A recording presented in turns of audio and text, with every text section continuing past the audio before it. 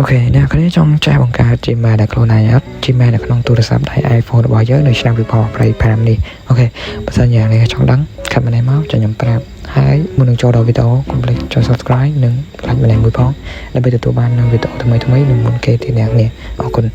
ឡូវចូលកាន់វីដេអូរបស់យើងតែម្ដងទៅជាដំបូងអ្នកទាំងអស់គ្នារនៅកម្មវិធីមួយនេះដែលមានឈ្មោះថា Mail នេះអ្នកគ្នារកម្មវិធីហ្នឹងទៅឥឡូវយើងចុចចូលមកអូខេបន្តពីចុចចូលកន្លែងហ្នឹងមកហើយគឺយើងឃើញកន្លែងនេះមានច្រើនមែនតើគឺយើងចុចចូលកន្លែង Google ហ្នឹងមកយើងចុចយក Google ហ្នឹងមកអ្នកគ្នាអូខេវានឹងធ្វើការទៅហើយបើដល់កន្លែងនេះបើសិនជាអ្នកទាំងអស់គ្នាមានជាមួយនឹង account ខ្លួនឯងណាបើសិនជាអ្នកគ្នាមានជាមួយ account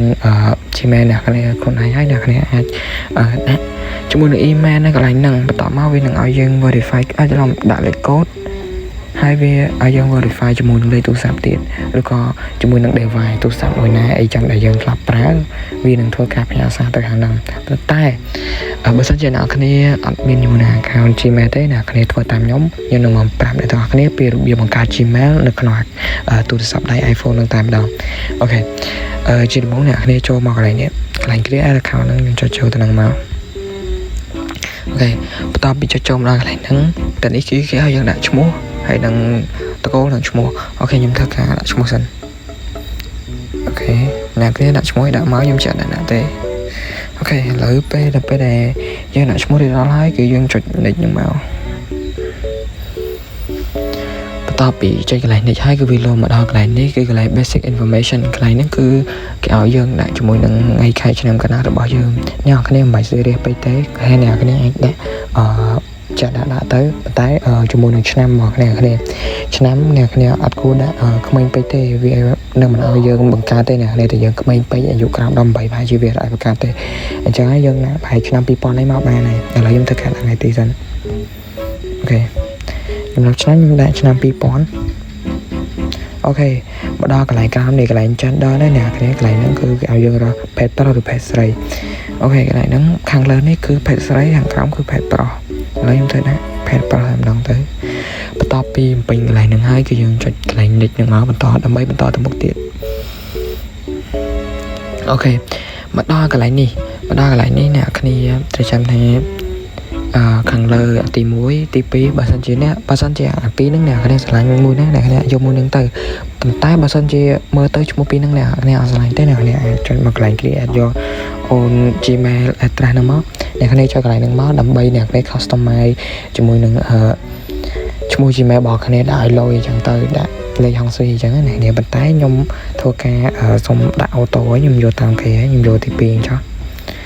អូខេខ្ញុំដាក់ចូលទី2ហ្នឹងបន្ទាប់ពីយើងធ្វើនឹងហើយគឺយើងចុចមកកន្លែងនេះមកដើម្បីបន្តទៅមុខទៀតអូខេបន្ទាប់ពីយើងចុចលេខហើយគឺវាលោមកដល់កន្លែង create a strong password សម្រាប់កន្លែងនេះដែរគឺយើងនឹងធ្វើការដាក់ជាមួយនឹង password បើអ្នកគ្នាគួរតែ screenshot ជាមួយនឹង password ដែលអ្នកដាក់ហើយ password របស់អ្នកគ្នាគួរតែមានជាមួយនឹងអក្សរធំមួយឬក៏អក្សរagain នេះមួយចាអក្សរ A ឬអក្សរ A again នេះអ្នកគ្នានេះអក្សរ A ចាអាចដាក់នឹង A មួយផងទៅកុំឲ្យវាថាយើងដាក់ password អត់ខ្លាំងអីចឹងទៅឥឡូវខ្ញុំធ្វើការដាក់ password សិនអ្នកគ្នាខ្ញុំធ្វើការដាក់ password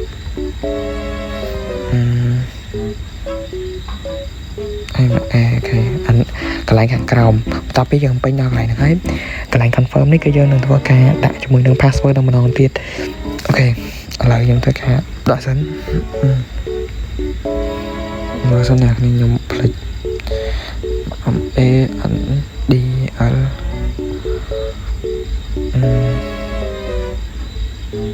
អូខេបន្ទាប់ពីបំពេញហើយគឺយើងចុចបន្តទៀតមកកន្លែងនេះនឹងមកអ្នកនេះគឺលឿននេះអ្នកនេះអត់ប្រហែល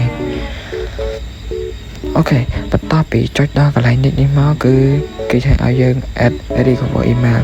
ប៉ុន្តែបើអ្នកគ្នាអត់ចង់ recover email ទេអ្នកគ្នាអាចចុច skip បានអ្នកគ្នាមិនបាច់ចាំពេញអីញ៉ៃតែបែរឡោច្រើនទេចុច skip មកអូខេមកដល់កន្លែងនេះចូលមកដល់កន្លែងនេះគឺយើងចិត្តសុខស្អាតហើយកន្លែង review your account info នឹងគេថាគេឲ្យយើងមើលថាទំនួងវាអាចកើតអត់អូខេឥឡូវយើងចុចមកនេះចុចនេះនឹងទៀតមក เคបន្តไปចុចកន្លែងនេះនឹងមកគឺវាលោតមកមកតង់ទេដែរគឺកន្លែង privacy and term នេះគឺយើង scroll មកក្រោមនេះ scroll មកក្រោមមកអូខេមកដល់កន្លែងនេះគឺយើងចុចយកហើយអាការីទៀតមកលឿននេះអ្នកគ្នាស្រួលមែនតើការបង្កើត email បើយកទៅឲ្យជាងឯនាំខាត់លុយយើងធ្វើខ្លួនឯងទៅ